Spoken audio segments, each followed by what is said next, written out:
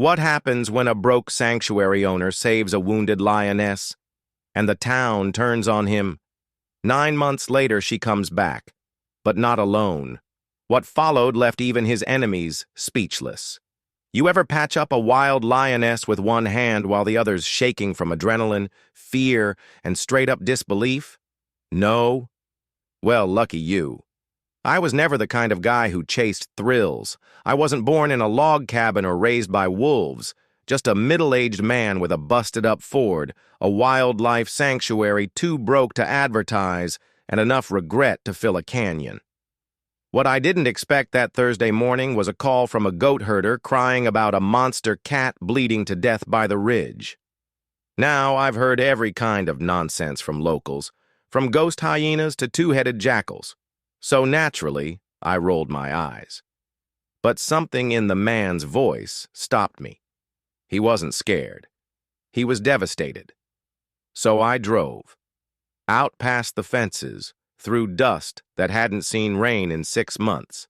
And there she was, a lioness, wrapped in a tangle of barbed wire like some cruel metal python, her legs sliced so deep I could see white where there shouldn't be. Blood pooled around her in a quiet, terrifying circle. She was panting, watching me, still, silent. Most people would have turned back, called animal control. But I wasn't most people.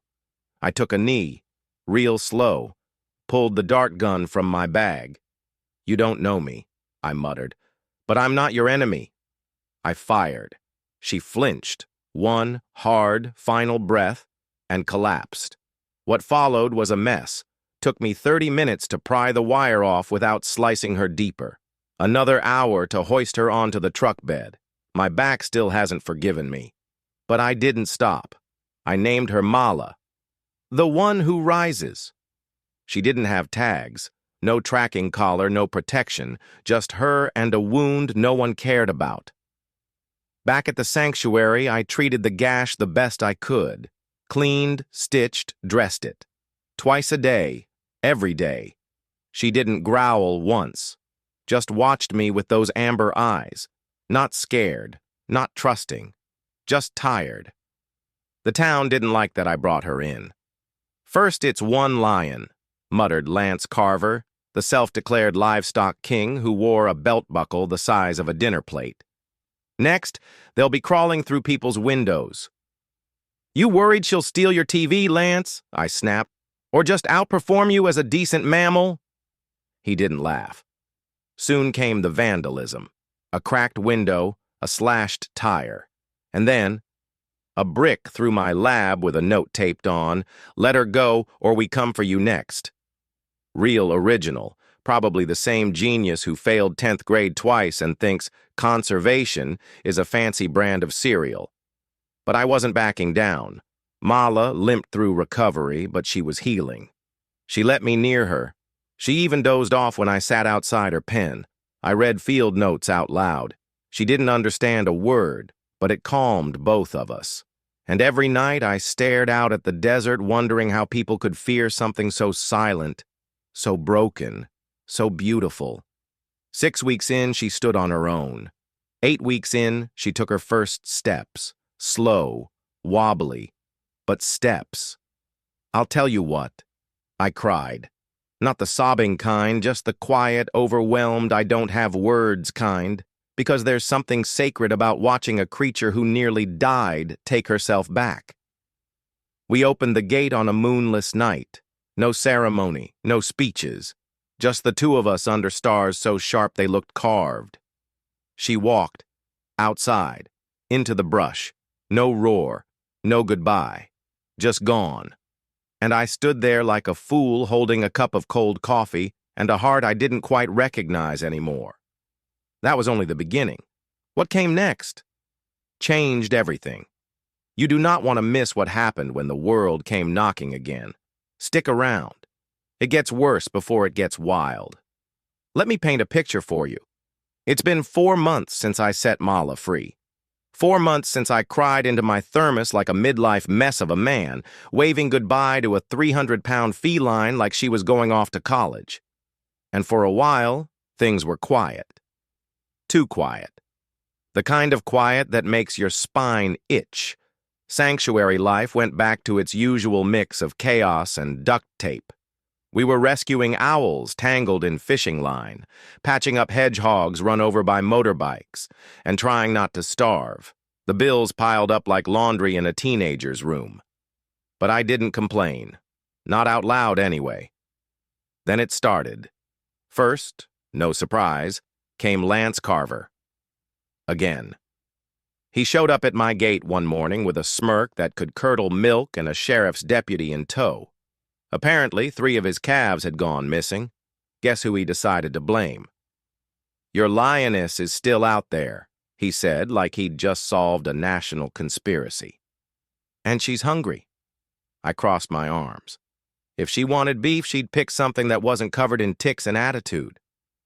The deputy didn't laugh. Carver didn't either. They handed me a formal notice. If another incident occurred, they'd come after me, legally, financially, and if they had their way, publicly. "That animal's a threat," Carver grunted. "And if you won't stop her, we will." Yeah. Nothing screams tough guy like threatening a wild lioness who hasn't even shown her face in months. It got worse from there. A week later, 2 more ranchers showed up, shouting about missing livestock and claw marks on fence posts. I checked them myself. Claw marks, sure, but not from a lion. Maybe a bobcat, maybe a bitter raccoon with a grudge. But they didn't care. Facts didn't matter. Mala was a scapegoat, and I was her shepherd. Then came the petitions. Locals marched down Main Street with signs like, "Protect our children, not wild beasts, and lions don't pay taxes." I didn't know whether to laugh or move to Canada. My inbox flooded with angry emails. Some called me a danger to the town. Others suggested I'd gone soft in the head. One woman even accused me of trying to replace her grandchildren with predators. That one, honestly, I had no comeback for. And still, no sign of Mala. Until one night, mid-February, when I woke up to a sound I hadn't heard since the day I found her. A low, guttural rumble. Not a roar, a call. I ran outside barefoot, nearly twisted my ankle in the gravel, scanning the darkness like a lunatic. She wasn't at the gate, but something had passed through. Huge paw prints. Fresh. Heading east. And then I saw it. Not Mala. A man. Dragging something through the bushes. A cage. Rusted. Homemade. Illegal. I shouted. He bolted. By the time I reached the spot, he was gone. Left behind was part of a carcass. Bait. Laced with meat and poison. The kind that doesn't just kill predators. It destroys the whole chain. This wasn't about ranchers protecting their herds. This was a hit. Someone was hunting her. Systematically. And I'd just found the smoking gun. I reported it. Filed everything. Photos, prints, the works. But let me tell you, when the sheriff's cousin is married to the guy who sets the traps, you can guess how far that paperwork went. So I did what any stubborn, over-caffeinated man with a battered conscience and a 2003 laptop would do. I wrote every word, every detail. I posted online, tagged journalists, local conservation groups, even a retired talk show host who follows me for some reason. And it caught fire. Suddenly people weren't yelling at me. They were yelling with me. Who poisons lions in 2025? Where are the local officials? Why is no one stopping this? The pressure built. The media came sniffing. And Carver? He started sweating. I knew I'd lit a fuse. And here's the thing. That fuse was about to reach the dynamite. This is the part where everything changes. Stick around. The moment you've been waiting for is next. And it's a doozy. It had been exactly 9 months and 2 days since I let Mala walk into the wild. 9 months since I watched her disappear into the dark with nothing but a limp and a whole lot of borrowed hope. And now, she was back. At least, something was.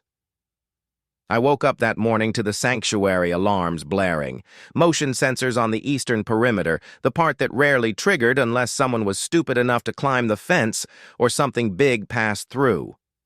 I raced outside in my boots and flannel, no time for coffee or clean socks, and froze at the edge of the property. Standing just beyond the tree line was Mala, but she wasn't alone. There were 2 cubs behind her, lion cubs, her cubs. And my chest did this ridiculous thing. It squeezed, like my heart had suddenly remembered how to feel something other than burnout and bureaucracy. I don't know what shocked me more, that she remembered the way back, or that she trusted this place enough to bring her children to it. That's when I heard the engine, old, loud, angry. A flatbed truck barreling through the backroad trail, bouncing like a warthog on caffeine, loaded with 3 men and a cage in the rear. And wouldn't you know it?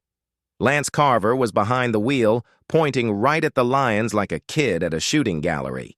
"Step away!" I yelled, sprinting toward them, waving my arms like a lunatic. They didn't stop. They weren't planning to. They wanted her. For good. I ran toward Mala, shielding her like a man who's either brave or completely out of his mind. My voice cracked, my hands shook, but I stood firm. I wasn't going to move. Not this time.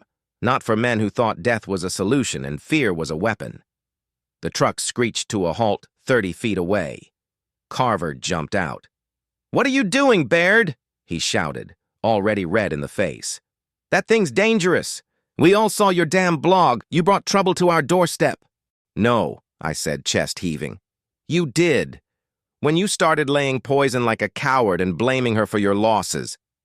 "We're protecting what's ours," another guy shouted. "Oh yeah?" I snapped. "And what's that ignorance, ego, rusty cages, and bad parenting?" he charged. But before he could reach me, a low, thunderous sound stopped us both. Mala. She stepped forward, not charging, not growling, just standing, powerful, still, absolute. And behind her, those cubs huddled together, wide-eyed but not afraid. Not anymore. The sight broke something in them. The men paused, just long enough for me to grab my phone and start filming. "You want to go viral, Carver?" I said, "because you're about to be the face of why we can't have nice things." He hesitated, then cursed under his breath and stomped back to the truck. They peeled out a moment later, spinning gravel like tantrum confetti. I collapsed onto the ground, dirt in my mouth, adrenaline in my throat, tears in my eyes, the kind you fight, but lose anyway. Mala came closer, slowly. She didn't touch me, didn't need to. She just lay down in the dust. So did I. For a while, we just breathed. And those cubs, they curled up beside her like it was the most natural thing in the world. Which, maybe, it was. In the days that followed, the footage went everywhere. News stations, wildlife groups, even a segment on national television. Carver and his buddies, publicly shamed, sanctioned, fined. Justice didn't come fast. But it came. And Mala, she stayed. For a little while. Long enough for her cubs to grow stronger, learn the land, know the sounds. Then, one morning, she left again. No drama, no farewell, just the wind, the sand, and 3 sets of prints heading east. And this time, I didn't cry. I smiled. Because sometimes the wild doesn't forget you. Sometimes it comes back to say thank you. That was it. The unthinkable happened, and I was there to witness it. You stayed till the end, and I hope you felt it too. The power of one act of kindness, echoed through time, dust, and roaring silence.